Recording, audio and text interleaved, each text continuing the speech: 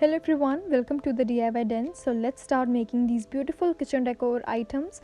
So I have taken this container and using black spray paint I'm going to paint it, let it dry, and using white paint I have written sugar and tea, and these two beautiful containers are done. Now I have taken these containers which we get from the big packaging of the Surf Excel box.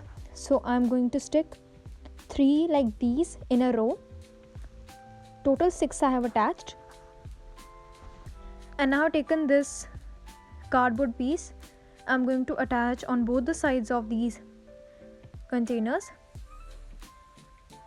and like this I have made the structure of the trolley. I'm going to paint it with the layer of gesso first and then white paint, let it dry, and I have then done it to black, and some containers I have taken and I have painted with green. Now I've taken the old pieces of my tablet which was not in use now, attached 2 of these together and taken this type of pattern,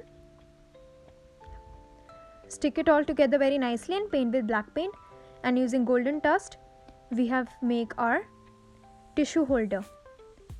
Now I've taken this nameplate type of thing, and I've taken the old spatulas which were not in use now, and using glue gun only I'm going to attach it, apply a layer of gesso.